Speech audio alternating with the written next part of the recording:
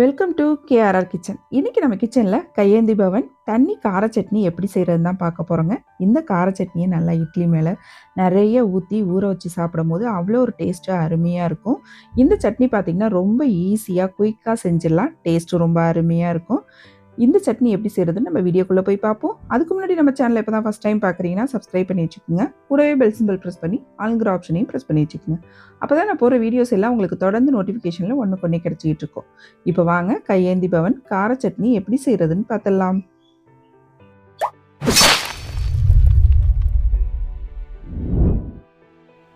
இப்போ சட்னி செய்கிறதுக்கு ஒரு மிக்ஸி ஜார் எடுத்துக்கங்க. அதில் ஒரு 7 வரமிளகாய், அப்புறம் பார்த்திங்கன்னா ஒரு 4 காஷ்மீர் சில்லி ஊற போட்டிருக்கேன்.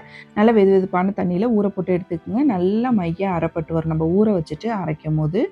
அப்புறம் பார்த்திங்கன்னா காஷ்மீர் சில்லி கலருக்காக தான் சேர்த்துருக்கேன். இருந்தால் சேர்த்துக்குங்க, அப்படி இல்லைன்னா தேவையில்லை.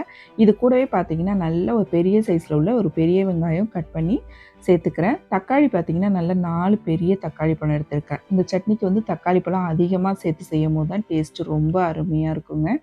இது கூடவே பார்த்திங்கன்னா ஒரு 6, 7 பூண்டு பல் தோலோடே சேர்த்துக்குங்க. தோலோடே சேர்க்கும்போது பார்த்திங்கன்னா சட்னிக்கு நல்ல ஒரு ஃப்ளேவர் கொடுக்கும். இது கூடவே இன்னொரு சின்ன துண்டு புளியும் சேர்த்துக்குங்க. இந்த புளி சேர்க்குறப்ப பார்த்திங்கன்னா சட்னியோட உப்பு, புளிப்பு, காரம் எல்லாத்தையும் நல்லா எடுத்து கொடுக்கும். டேஸ்ட்டு அருமையாக இருக்குங்க.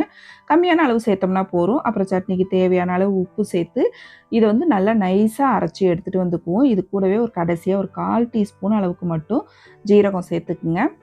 இப்போ இந்த சட்னியை பார்த்திங்கன்னா தண்ணிலாம் எதுவும் சேர்க்காம நல்லா நைஸாக அரைச்சி எடுத்துகிட்டு வந்துக்குவோம். நம்ம வெங்காய தக்காளி பழத்தில் உள்ள அந்த தண்ணியே நல்லா அரைப்பட்டு வந்துடும். எக்ஸ்ட்ரா நம்ம தண்ணி எதுவும் சேர்க்க வேணாம். இப்போ பாருங்கள், சட்னி நல்லா நைஸாக அரைச்சி எடுத்துகிட்டு வந்துட்டேன். இப்போ சட்னியை நம்ம தாளித்து விட்டுருவோம்.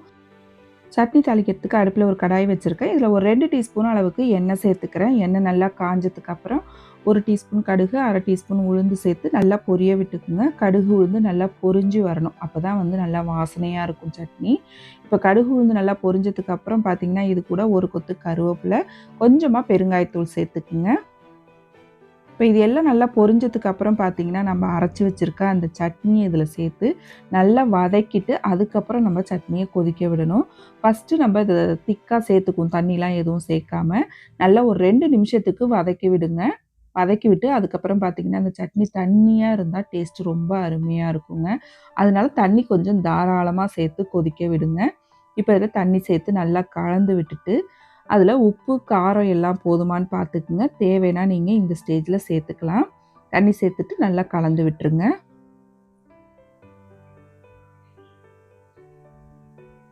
இப்போ தண்ணி சேர்த்ததுக்கப்புறம் நல்லா ஒரு மூடி போட்டு ஒரு 5 நிமிஷத்துக்கு இந்த சட்னியை கொதிக்க விடுங்க. கொதிச்சா தான் டேஸ்ட்டு நல்லாயிருக்கும். அந்த வெங்காயம் பூண்டோட பச்சை வாடையெல்லாம் போய் நமக்கு சட்னி நல்ல ஒரு டேஸ்ட்டு கொடுக்கும். நல்லா ஒரு 5 நிமிஷத்துக்கு கொதிக்கட்டும். இப்போ பாருங்கள், சட்னி நல்லா கொதிச்சு வந்துருச்சு. இதில் கடைசியாக பார்த்திங்கன்னா நம்ம ஒரு கரண்டி அளவுக்கு தோசை மாவு, இட்லி மாவு எடுத்து வச்சுருக்கேன். நல்லா புளிச்ச மாவாக எடுத்துக்கோங்க. நம்ம சட்னி கரண்டி வீட்டில் வச்சுருப்போம்ல, அதால் ஒரு கரண்டி எடுத்து கொஞ்சமாக தண்ணி சேர்த்து கரைச்சி வச்சுருக்கேன். அதை இதில் சேர்த்துக்கிறேன். கடைசியாக அந்த தோசை மாவு சேர்க்கும் போது இன்னுமே இந்த சட்னிக்கு டேஸ்ட்டு கொடுக்குங்க. ரொம்ப அருமையாக இருக்கும். அது கூடவே பார்த்திங்கன்னா ஒரு 1/2 டீஸ்பூன் அளவுக்கு நாட்டு சர்க்கரை, அப்படி இல்லைன்னா வெல்லம் ஏதாவது ஒன்று சேர்த்துக்குங்க. அந்த சட்னியோட உப்பு, புளிப்பு, காரம் எல்லாத்தையும் நல்லா பேலன்ஸ் பண்ணி டேஸ்ட்டை நல்லா எடுத்து கொடுக்கும் சேர்க்கும் போது. நல்லா கலந்து விட்டு இன்னொரு 2 செகண்ட் மட்டும் கொதிக்க விடுங்க. அவ்வளோதான், நம்மளோட கையேந்தி பவன் தண்ணி கார சட்னி ரொம்ப அருமையாக சூப்பராக ரெடி ஆகிடுச்சு பாருங்கள். நல்ல சூடான இட்லியில் நிறைய ஊற்றி பிசைஞ்சு சாப்பிடும்போது டேஸ்ட்டு அவ்வளோ ஒரு அருமையாக இருக்குங்க. இதே போல் road side chutney recipe, hotel style chutney ரெசிபிலாம் நிறைய நம்ம சேனலில் போட்டிருக்கேன். அதோட லிங்க் எல்லாம் உங்களுக்கு நான் டிஸ்கிரிப்ஷனில் கொடுக்குறேன். தேவைப்படுறவங்க செக் பண்ணிக்கோங்க. இந்த கார சட்னியும் ஒரு தடவை ட்ரை பண்ணி பாருங்கள். ரொம்ப அருமையாக இருக்கும். ட்ரை பண்ணி பார்த்துட்டு எப்படி இருக்குன்னு எனக்கு கமெண்ட் பண்ணுங்கள். என்னோட இந்த ரெசிபி பிடிச்சிருந்ததுன்னா லைக் பண்ணுங்கள், ஷேர் பண்ணுங்கள்.